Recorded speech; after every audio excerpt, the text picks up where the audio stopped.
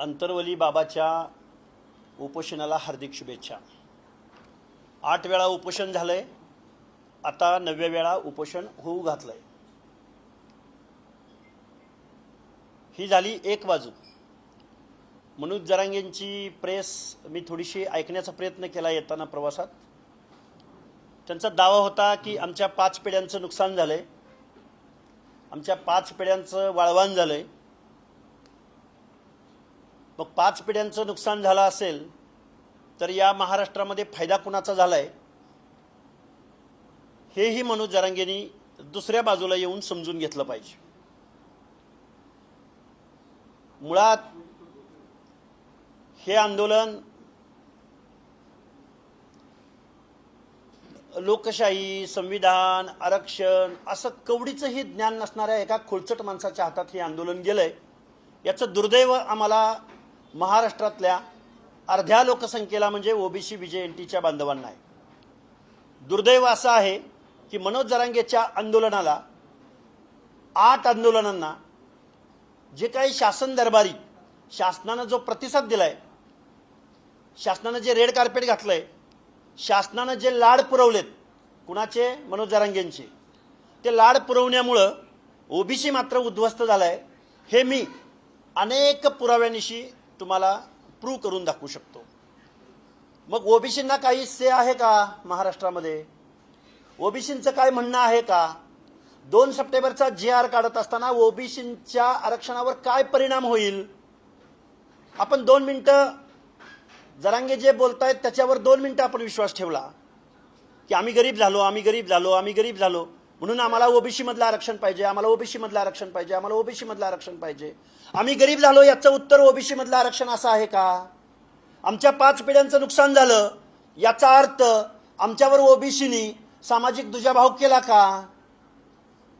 आरक्षणाची पॉलिसी ही डिस्क्रिमिनेशनवर आधारित आहे। एका समाजाने दुसऱ्या समाजावरती दुजाभाव करणं, कमी लेखणं, हीन लेखणं यावरती reservation is equal to representation, प्रतिनिधित्व ही भावना आरक्षणाची आहे। मग आता महाराष्ट्रातल्या तमाम बांधवांना मी सांगू इच्छितो की मनोज जरांगे म्हणतात की आम्ही गरीब झालो, आमची लेकरं बाळ, आम्ही गरीब झालो, आमची लेकरं बाळ। त्याला उत्तर आहे ना, त्याला उत्तर असं आहे, त्यांचा जो लॅक ऑफ ॲक्सेस आहे किंवा त्यांना जी गरिबी आली, या गरिबीचं कारण हे सामाजिक दुजाभावामुळे त्यांच्यावर गरिबी आली का आर्थिक धोरणांमुळे आली? याचं उत्तर म्हणजे संधींच्या अभावामुळे आली। म्हणजे मग नोकरदारी असेल, बेरोजगारी असेल, मग मराठवाड्याचा अनुशेष असेल, मग सहकारामधलं फेल्युअर असेल, मग पुढाऱ्यांनी संपत्तीचं केलेलं केंद्रीकरण असेल, असे अनेक कारण आहेत ना।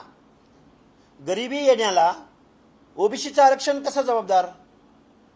गरिबी येण्याला ओबीसीला कधी मिळालं आणि कशात मिळालं?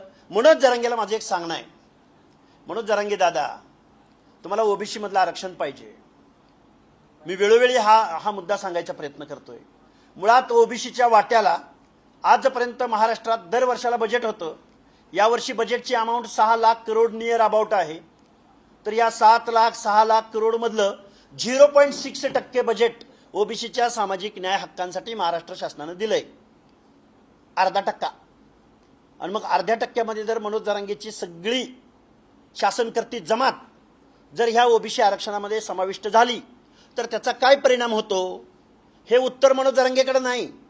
ह्याला मनोज जरांगेतला ह्यातलं काही कळत बी नाही, अडाणचोट माणूस आहे तो। पण महाराष्ट्राच्या मुख्यमंत्र्याला कळू नये, महाराष्ट्रातल्या मंत्र्यांना कळू नये, महाराष्ट्रातल्या आमदारांना कळू नये। जरांगेंची मागणी मान्य करायची करा, पण त्या मागणीचा परिणाम काय होणार आहे या प्रश्नाचं उत्तर लोकनियुक्त सरकारकडे आहे। आणि काय परिणाम झाला मी तुम्हाला सांगू, थोडक्यात सांगू थोडक्यात। पुण्यामधल्या नगरपालिकेच्या लोकल बॉडीच्या निवडणुका झाल्या, त्यामध्ये मराठा, कुणबी, ओबीसीच्या जागेवर किती निवडून आले याची माहिती महाराष्ट्राच्या मुख्यमंत्र्यांनी घ्यावी। पिंपरी चिंचवडमध्ये ओबीसी इज इक्वल टू कोणतरी बलुता आलुता असायचा, तो आता ओबीसीच्या पुढं मराठा, कुणबी किती निवडून आला याची माहिती महाराष्ट्राच्या मुख्यमंत्र्यांनी घ्यावी। सातारा जिल्हा परिषदेचं अध्यक्षपद हे ओबीसीसाठी राखीव होतं, ते कुणी घेतलं? त्यांना दाखला कधी मिळाला? ते ओबीसी मधून निवडून आले होते का? मग ते ओबीसीच्या राखीव असलेल्या अध्यक्षपदावर कसे गेले? पुण्याच्या बाजूला उरळी देवाची म्हणजे फुरसुंगी जवळची एक नगर परिषद अस्तित्वात आली. तिथं 9 जागा ओबीसीला राखीव होत्या. त्या 9 पैकी 9 जागा त्याच्यामध्ये ओबीसी कोण दिसतो का? म्हणजे असे अनेक परिणाम आहेत शिक्षण आणि नोकऱ्यांच्या ठिकाणी आहेत. या प्रश्नाची उत्तरं महाराष्ट्र शासनाकडे नाही. मनोज जरांगेंच्या मागण्यांचं उत्तर ओबीसी मधून समावेश हे नाही. मनोज जरांगेंच्या भाषेतल्या गरीब पोरांचं झालेलं नुकसान, 5 पिढ्यांचं झालेलं नुकसान, याला ओबीसी आरक्षण जबाबदार नाही. याला जबाबदार आहेत ते काय बोललं बघा मगाशी बोलता बोलता की ओबीसींचे कारखाने नाहीत का, ओबीसींच्या जमिनी नाहीत का, ओबीसींच्या फळबागा नाहीत का? अरे दादा, ओबीसीचं आरक्षण गरिबी किंवा शेती असण्या नसण्यावरनं किंवा गरिबी असण्या नसण्यावरनं नाही. ओबीसीचं आरक्षण सामाजिक दुजाभावासाठी, इथल्या जात व्यवस्थेवरती ओव्हरकम करण्यासाठी, त्या जातीमध्ये जन्माला आलेलं असल्यामुळे त्यांचं प्रतिनिधित्व सस्टेन होत नाही. स्वतंत्र अशा लोकशाहीमध्ये त्यांचं सुद्धा प्रतिनिधित्व सस्टेन. आयला हे मी काय बोलतोय आणि हे काय जरांगीला कळल? बरं, जरांगीला कळत माहिती नाही. अरे त्या जबाबदार माणसांना तर कळायला पाहिजे. आरक्षण, ओबीसी आरक्षण किंवा SC STचं आरक्षण गरिबी हटवण्यासाठी नाही. लॅक ऑफ ऍक्सेस म्हणजे ज्यांचं प्रतिनिधित्व नाही, ज्यांना संधी भेटली नाही आणि ती सामाजिक दुजाभावामुळे भेटली नाही, अरे त्यांच्यासाठी हे आरक्षण आहे. मग गरिबीचं काय? मग गरिबासाठी लोककल्याणकारी योजना आहेत ना. 99.9% बजेट गरिबी हटावसाठी आहे जरांगे. आता किती वेळा सांगायचं याला समजावून? त्याला तर कळत नाही, त्याचा तेवढा वकूब नाही, त्याची तेवढी लायकी नाही. पण त्याला भेटायला जाणाऱ्या विखे पाटील सब कमिटी यांची लायकी नाही, त्यांना कळत नाही. लाड वरिष्ठ सभागृहाचा आमदार आहे, तो म्हणला की मनोज दादानं आत्ता हत्ती बाहेर काढलाय आणि आता शेपूट अडकलाय आणि तो शेपूट काढायला मी आलोय. म्हणजे ओबीसीचं आरक्षण संपवायला तू गेला. बरं, जरांगे पाटलांना भेटायला जात असताना ओबीसींचं काय म्हणणं आहे हे महाराष्ट्राच्या मुख्यमंत्र्यांना, त्यांच्या आमदारांना, त्यांच्या मंत्र्यांना, त्यांच्या सब कमिटीच्या अध्यक्षांना वाटू नये, कळू नये? खूप प्रश्न आहेत, खूप काही बोलू शकतो. बोलायला लागलो तर 1 तासभर बोलता येईल, वेगवेगळ्या अँगलने बोलता येईल. आणि अजून एक जरांगेंना 5 पिढ्या बोललं ते आज काय त्याचं कोण त्याला फिडिंग करते मला माहिती नाही. ज्यावेळी संयुक्त महाराष्ट्र निर्माण झाला, ज्यावेळी महाराष्ट्राचं धोरण आखलं गेलं, स्वर्गीय यशवंतराव चव्हाणांपासून ते पृथ्वीराज बाबा चव्हाणांपर्यंत, अगदी एकनाथजी शिंदेपर्यंत किंवा देवेंद्र फडणवीसांपर्यंत, या महाराष्ट्रामध्ये एक सहकार नावाचा एक कॉन्सेप्ट उदयाला आला. सहकार, कोऑपरेटिव्ह सेक्टर. विना सहकार नाही उद्धार. एक लाईन वाचून दाखवू का? यशवंतराव चव्हाणांची माफी मागून किंवा तत्कालीन या सर्व नेतृत्वांची माफी मागून, अरे म्हणले दलितांना आरक्षण दिलं, ओबीसींना आरक्षण दिलं. ते ओबीसींना आरक्षण त्यावेळी दिलं गेलं नव्हतं. आरक्षण ऍक्च्युली 1994 वगैरे कायद्यानं आलं, पण यांना आरक्षण दिलं. माझ्या कार्यकर्त्यांचं काय? ध्यान देऊ नये का? फोडून सांगायचं म्हटलं तर तासभर लागेल. यशवंतराव चव्हाणांना प्रश्न पडला होता, माझ्या कार्यकर्त्यांचं काय? त्यांच्या कार्यकर्त्यांसाठी कोऑपरेटिव्ह सेक्टर आलं. वसंतदादांना स्वर्गीय प्रश्न पडला होता, माझ्या कार्यकर्त्यांचं काय? त्यांच्यासाठी त्यांनी शिक्षणाचं प्रायव्हेटायझेशन केलं. प्राथमिक शाळा सहकारच्या ताब्यात ठेवली, पण higher education, technical education, management education हे सगळी एज्युकेशनाचं प्रायव्हेटायझेशन केलं. ज्या शिक्षणाच्या पायावरती देश उभा राहतो, राज्य उभं राहतं, त्या शिक्षणाचं खाजगीकरण. आणि सरकारकडे काय ठेवलं? रस्ता बांधणं, गटार काढणं, गॅस पुरवणं, पेट्रोल विकणं, डिझेल विकणं.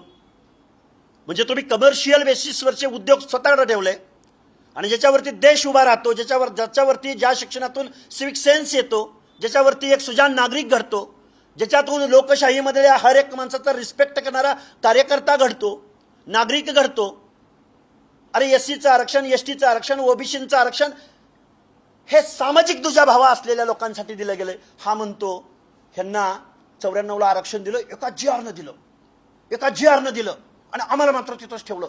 मग हे कुठल्या सामाजिक दुजाभावाचे निकष? अरे खुळचट माणसा, अरे नाभिकामध्ये जन्माला यायला लागतं, सुतारामध्ये जन्माला यावं लागतं, भटक्यामध्ये बेरड रामोशीच्या घरात जन्माला यावं लागतं, बेलदाराच्या घरात जन्माला यावं लागतं, मेंढपाळाच्या घरात जन्माला यावं लागतं, बंजाऱ्याच्या तांड्यावर जन्माला यावं लागतं. त्याला वेगळं सर्टिफिकेट द्यायची गरज नाही. शेकडो वर्षाचं लिटरेचर, हिस्ट्री, सामाजिक दुजाभाव. अरे त्या रिझर्वेशन इम्प्लिमेंट करणाऱ्या, धोरण ठरवणाऱ्या माणसांना काहीतरी अक्कल असेल. तू काय कुठनं एवढा काय म्हणा विद्वान जन्माला आलास काय की त्यांच्या बाबतीत काय होतं आणि आमच्या बाबतीत काय होतं. मग ओबीसीचा कारखान्यासाठी थोडंच रिझर्वेशन दिलंय. रिझर्वेशन रिप्रेझेंटेशनसाठी दिलंय. रिझर्वेशन सामाजिक दुजाभावासाठी दिलंय. ज्याला मागास वर्ग म्हणून म्हटलं गेलं त्यांच्यासाठी रिझर्वेशन दिलं गेलं. मग गरिबासाठी काय. तर 99.99% बजेट हे लोककल्याणकारी राज्य चालवण्यासाठीच 99.99% बजेट लागू होतं ना. मग तू 0.5% येऊन धुडगूस घालतोय ओबीसी आरक्षणामध्ये. ओबीसीच्या झोपड्यामध्ये तुला प्रवेश करायचंय. ओबीसींची अनाथ माती कालवायची. मुख्यमंत्री महोदय, अहो इथल्या लोकांनी ह्या जरांगेच्या पिलावळीने तो ज्यांना फॉलो करतो या सगळ्या लोकांनी सहकार महर्षी जन्माला आले. प्रत्येक तालुक्याला कारखानदार जन्माला आले. तुम्हाला काही ठराविक उदाहरणं तुमच्यासमोर वाचून दाखवू. काय बट्ट्याबोळ करून ठेवलाय महाराष्ट्राचा या लोकांनी. जरंडेश्वर सहकारी साखर कारखाना आता काय आहे, कुठला प्रायव्हेट कंपनीच्या ताब्यात आहे. दुसरा कन्नड सहकारी साखर कारखाना, त्याचं काय झालं. संभाजीनगर, छत्रपती संभाजीनगर मधला. बरं, राम गणेश गडकरी सहकारी साखर कारखाना. मी प्रातिनिधिक उदाहरणं देतोय, अशी शेकडो उदाहरणं आहेत माझ्याकडं. बर, नाथ सहकारी साखर कारखाना. बर, तापी परिसर सहकारी साखर कारखाना. वृद्धेश्वर सहकारी साखर कारखाना, पाथर्डी, आत्ताचं अहिल्यानगर. हे मी ठराविक उदाहरणं सांगितली तुम्हाला. हे कारखाने कुठे आहेत सहकार मधले. हे काय सांगतोय मी तुम्हाला, कारण ज्यांच्यावरती दायित्वाची जबाबदारी होती, ज्या मुख्यमंत्र्यावरती महाराष्ट्राचा समतोल विकास साधण्याची जबाबदारी होती, मराठवाड्याचा अनुशेष भरून काढण्याची जबाबदारी होती, पाण्याच्या योजना पर्क्युलेट करण्याची जबाबदारी होती, सर्वसामान्य माणसाला लोकशाहीचा लाभ, सुग्रास असा स्वयंपाक हक्क अधिकार बजेट द्यायची जबाबदारी होती. त्या सगळ्या लोकांनी नादानपणा केला. संपत्तीचं केंद्रीकरण केलं. पावण्या रवळ्यामध्ये लोकशाही हक्क अधिकार पद वाटून घेतली. त्या माणसावर जरांगे चकार शब्द बोलत नाही. ऐकायला तयार नाहीत ना लोक.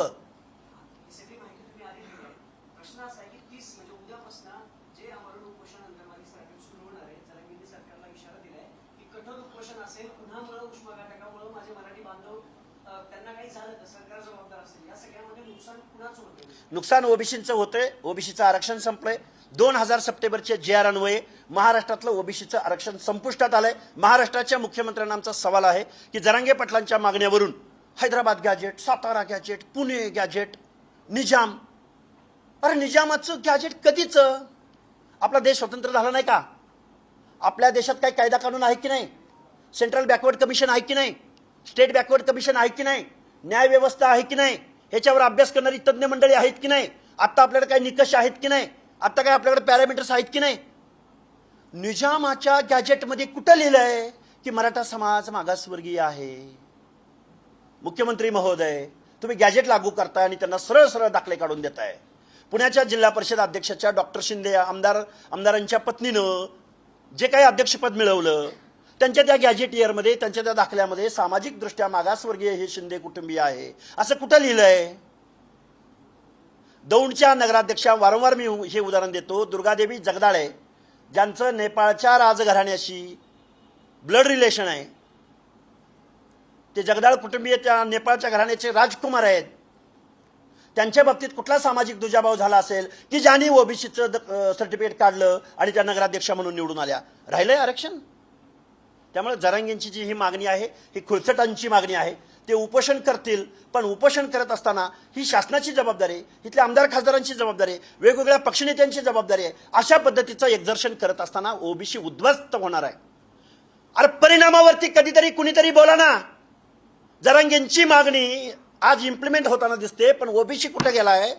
ओबीसीचं झालं काय ह्याच्यावर कोणच बोलत नाही. ओबीसीचं काय म्हणणं आहे कोणच बोलत नाही ह्याच्यावरती. त्यामुळे एक माणूस उपोषणाला बसला म्हणून इथल्या व्यवस्थेमधला एकच गावामध्ये कुटुंब आहे, व्यवस्थेमध्ये एकच कुटुंब आहे. खूप मायक्रो लेवलला तो डोंबारी आहे, मायक्रो लेवलला पारधी आहे, मायक्रो लेवलला कैकाडी आहे. तो जरांगेच्या जात समूहाच्या स्पर्धेमध्ये टिकेल.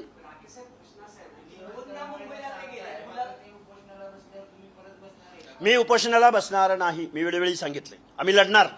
आम्ही 100 सभांची घोषणा केली होती. 9 सभा झालेल्या आहेत. आज 10वी सभा आमची सातारा जिल्ह्यातल्या फलटण तालुक्यातल्या दुधेबाव इथं आहे.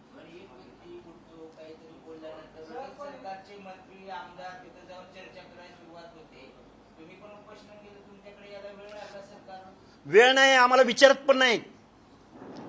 कितीतरी दिवसानंतर माननीय बावनकुळे साहेबांनी ओबीसीच्या सब कमिटीची बैठक घेतली. त्यांच्याकडे मी 11 मागण्या ठेवल्या.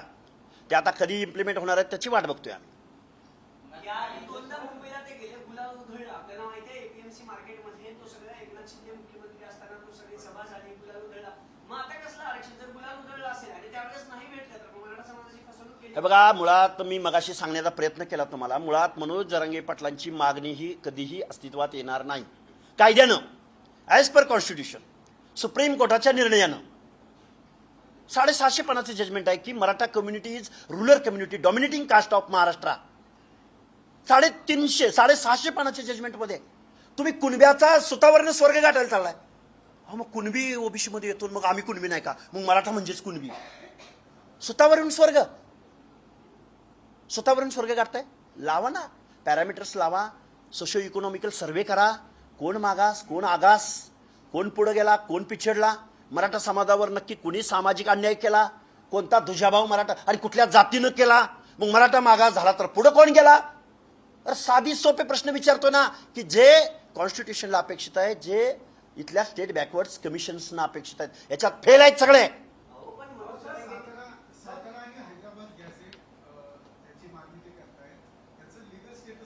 लीगल स्टेटस काय? गॅजेटमध्ये तुमची रेव्हेन्यूची नोंद, म्हणजे मराठा समाज 2026 ला मागास.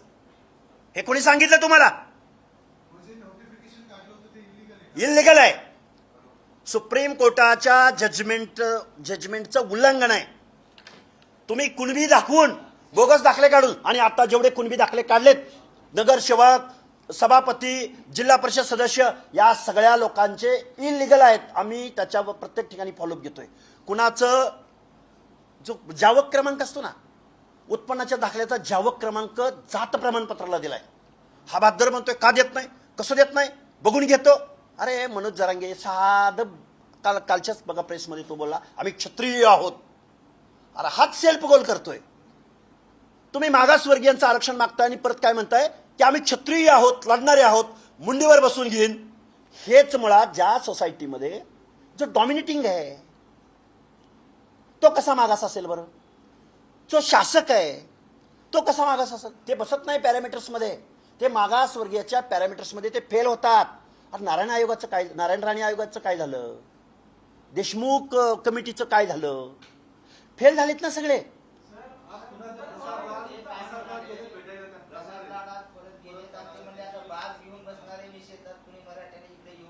काय काय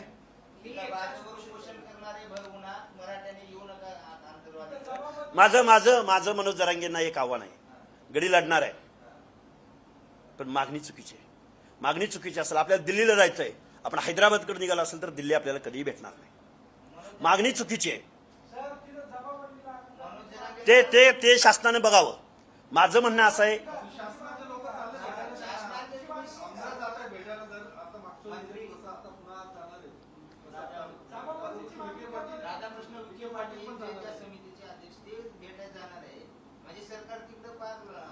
रेड कार्पेट पायगड्या घालते, म्हणजे ओबीसीच्या बाबतीत दुजाभाव केला जातोय.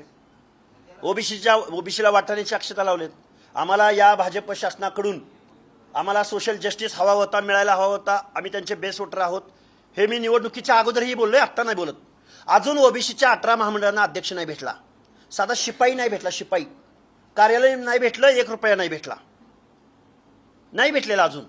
तोपर्यंत 700 करोड रुपयांचं कालच्या बजेटमध्ये घोषणा झाली.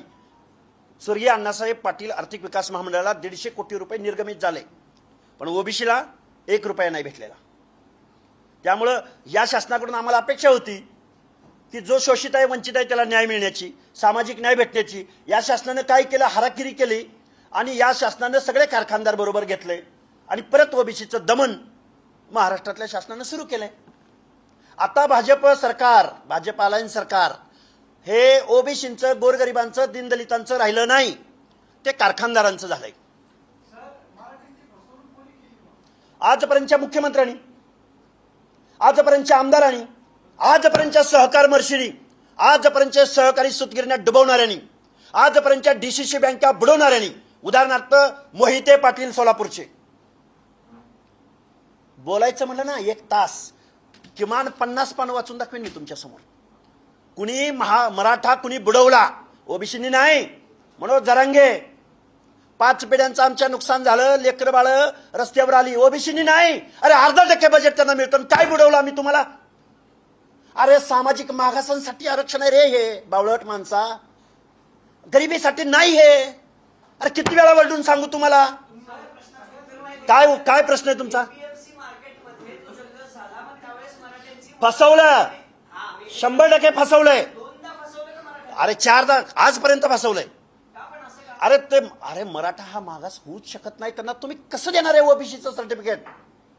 लिगल ऍस्पेक्ट शून्य आहे या गोष्टीचा, या मागणीचा. त्यांचा जीव घेता का मनोज जरांगे पाटलांचा? तुम्ही समजावून सांगा ना त्यांना कुणीतरी.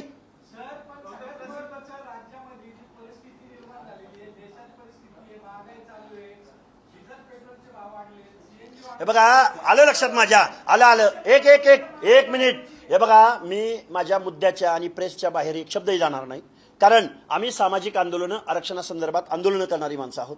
मनोज जरांगे पाटलांना असं वाटतंय की ओबीसीचं आरक्षण मिळाल्यानं आमचं कल्याण होणार आहे. मला असं वाटतंय, ऐका ना, एक कंटिन्यू करतो. हे बघा, ओबीसीच्या लोकांना असं वाटतंय की मनोज जरांगेच्या मागणी मान्य झाली तर ओबीसी संपणार आहे. आपण हे आरक्षणाचं 2 मिनिटं बाजूला ठेवू. इथं न्यायालय आहे, सर्वोच्च न्यायालय आहे, इथले आयोग आहेत, इथलं शासन आहे, त्याच्यावर थोडा आपण विश्वास ठेवू.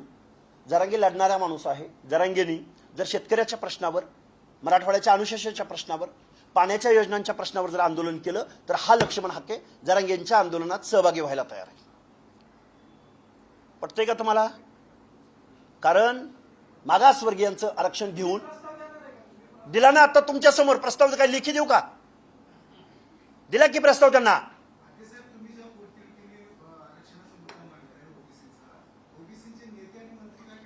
त्यांना राजकारण करू द्या ना बिचाऱ्यांना. संघर्ष करणार आहे आम्ही. हा, भेटतो ना. आता काल 6 कॅबिनेट मंत्री होते ओबीसीचे, भेटले ना. 11 मागण्या दिलेत त्यांना. येईल ना उत्तर. तुम्हाला राजकारण खुशाल तुम्ही राजकारण करा. आम्ही संघर्ष करत आहोत, आम्ही लढत आहोत, आम्ही भिडत आहोत. आम्ही सामाजिक बोललो नाही मी. सोशल जस्टिस साठी रिझर्वेशन आहे. अरे शेतकऱ्यांच्या प्रश्नावरती, गरिबांच्या प्रश्नावरती, मराठवाड्याच्या पाण्याच्या योजनांच्या प्रश्नावरती सहकार बुडवला. इथल्या लोकांनी डीसीसी बँका बुडवलेत. यांचं कायद्यानं वसुल्या करा सगळ्यांच्या. आणि सर्वसामान्य माणसांच्या न्याय हक्कांच्या योजनासाठी जर मनोज जरांगे कुठं रस्त्यावर बसणार असतील, हमी भावासाठी, शेतीच्या मालाच्या हमी भावासाठी बसणार असतील, पाण्याच्या प्रश्नासाठी, समन्यायी पाणी, मराठवाड्याचं पाणी याच्यासाठी बसणार असतील, ऊसाच्या दरासंदर्भात बसणार असतील, मनोज जरांगेच्या आंदोलनात लक्ष्मण हाके सहभागी असेल. पण ओबीसीच्या झोपड्यात घुसून, आणि बरं, मनोज जरांगेंची मागणी मान्य झाली, फायदा कुणाला झाला? दुर्गादेवी जगदाळेला. फायदा कुणाला झाला? शिवांजली भोसलेला. फायदा कुणाला झाला? रूपराणी निकमला. फायदा कुणाला झाला? डॉक्टर शिंदेंना. फायदा कुणाला झाला? काय ते पिंपरी चिंचवडचे महापौर लांडगेंना. सामान्य मराठ्यांचं काय? आणि हे परत राजकीय पुढारी हे मनोज जरांगेंच्या तोंडून बेकायदा कामं करून घेत आहेत. बेकायदा ओबीसीच्या अनाथ माती घालवतायत. किती वेळा सांगू? ओबीसीचं झोपडं उद्ध्वस्त झालंय. ओबीसीच्या पुढाऱ्यांना ते त्यांना राजकारण लकलाभ. पण आम्ही संघर्ष करणार. आम्ही संविधानाचं तत्व मांडणार.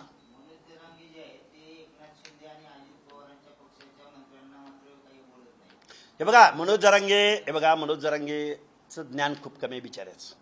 पण त्याची तब्येत व्यवस्थित राहिली पाहिजे. मित्र उपोषण करणार नाही, कारण उपोषणाचा त्रास काय असतो ते आम्हाला चांगलं माहिती आहे. मनोज जरांगेंनी उपोषण करू नये, बेकायदा मागणी करू नये.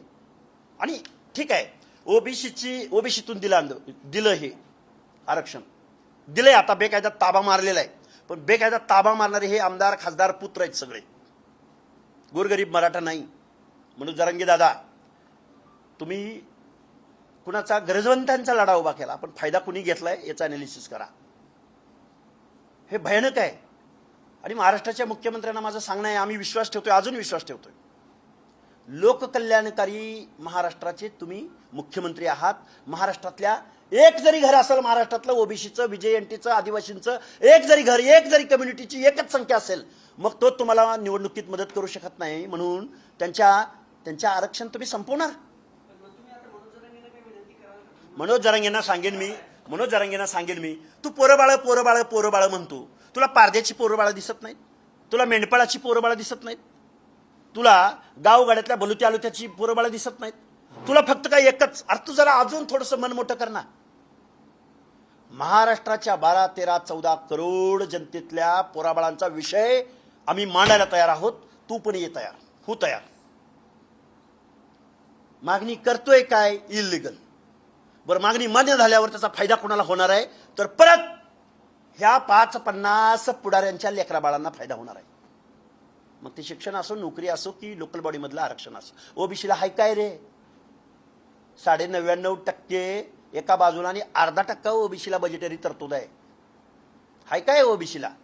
देतेत काय ओबीसीला? आणि तू त्यातलं तुला पाहिजे? हे मात्र अति झालंय.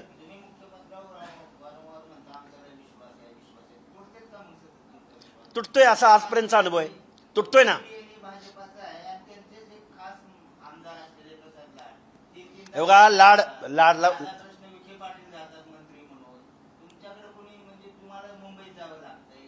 मुंबईत नुसतं जावं लागत नाही. अपॉइंटमेंटसाठी बाहेर उन्हात बसावं लागते, तटकळत बसावं लागते.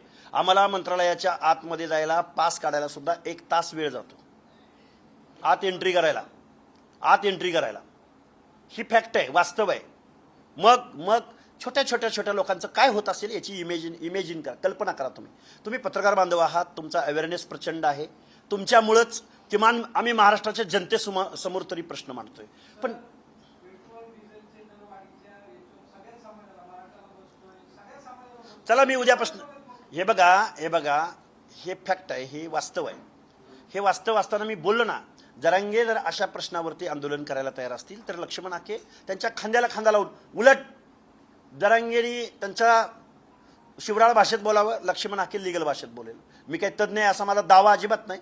पण माझं जे आहे, माझ्या मर्यादा मला माहिती आहेत, माझे स्ट्रॉंग पॉईंट मला माहिती आहेत. जरांगेंचे पण स्ट्रॉंग पॉईंट काय आहेत हेही मला माहिती आहे. उपोषण करण्यानं काही होणार नाही. उपोषण करण्यानं बेकायदा मागणीला काही तुमच्या हाती लागणार नाही. बेकायदा तुम्ही ताबे मारलेत, पण बेकायदा ताबे मारत असताना एक समूह मात्र इथनं उद्ध्वस्त होणार आहे. हे मात्र मी तुम्हाला पत्रकार परिषदेतून जरांगेंना अनेकदा आव्हान केले, आजही केले की चुकीची मागणी करू नका. पण तुम्ही कधी फोनवर किंवा समोर जाऊन त्यांची काही विनंती नाही केली का? हे मी आव्हान का केलं?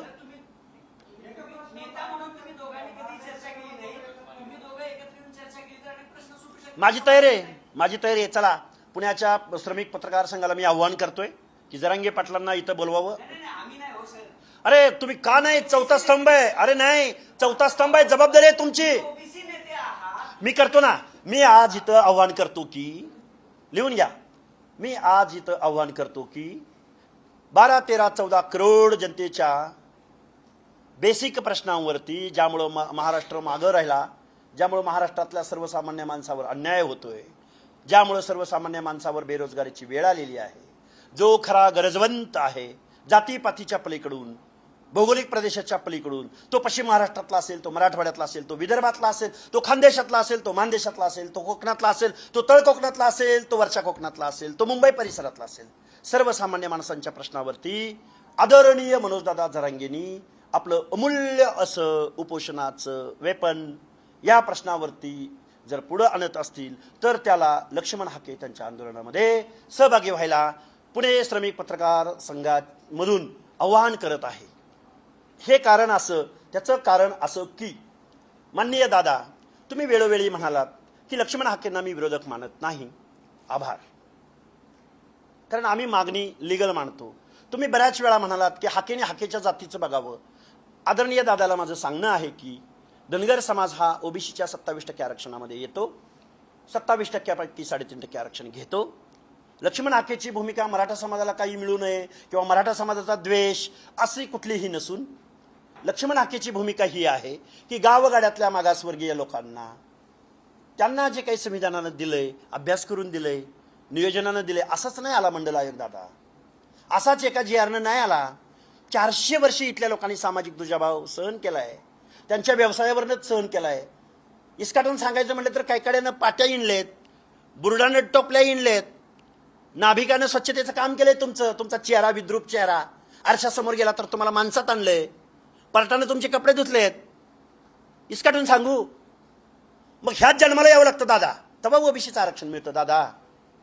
दादा GRनं नाही मिळालं, काय बोलू आता, कसं बोलू? प्रचंड साहेब आहेत, तुम्ही बघा ऑनलाईन येऊन माझ्या याला. आणि मी अरे आम्ही शोषित वंचित, आम्ही म्हणलंय लाख लोक येणार आहेत, आम्ही म्हणलंय 20 लाख स्वयंसेवक. अरे 20 लाख स्वयंसेवक आंदोलनाचे. अरे झालं काय आंदोलन? माणसं किती झाली? जागा किती लागल? उगच काहीतरी खपल्या आणायच्या. ईतभर लाकूड आणि 4 हात ढलप्या. आम्ही ओबीसीची लढाई लढणार. आम्ही जात न्याय जनगणनेची मागणी करणार. आम्हाला मोजा, आमची संख्या किती आहे सांगा, आणि त्या प्रमाणात आम्हाला बजेट द्या. काय दिल्लीला काय जायला अडचण आहे?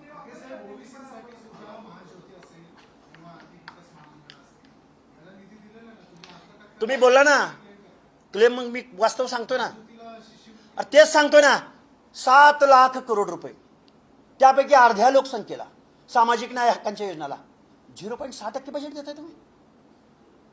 खोटं बोलायचं नाही. तज्ज्ञ आणा, अर्थतज्ञ आणा, अर्थमंत्री आणा, मुख्यमंत्री आणा, बजेट काढा. या वर्षीचं फेब्रुवारीमध्ये मांडलेलं बजेट काढा. हा पुरोगामी महाराष्ट्र आहे, हा फुले शाहू आंबेडकरांचा महाराष्ट्र आहे. अर्ध्या लोकसंख्येच्या सामाजिक न्याय हक्कांच्या योजनासाठी 0.5% बजेट देताय तुम्ही, आणि त्याच्यात मनोज जरांगेला एंट्री करताय. थोतांड आहे हे सगळं महाराष्ट्रात चाललेलं.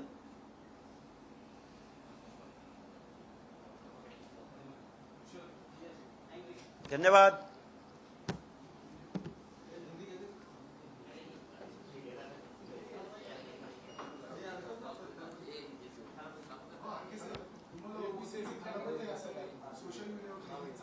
कोण म्हणते असं? सोशल मीडिया म्हणजे कोण? प्रसार माध्यम नाही. मला जरा ज्ञान नाही. लक्ष्मण आके मोरक्या व्हायला आवडेल मला. थलापती बघू, राजकीय विषय, राजकीय राजकारणात ज्यावेळी येऊ त्यावेळी बघू काय करायचं ते. थँक्यू.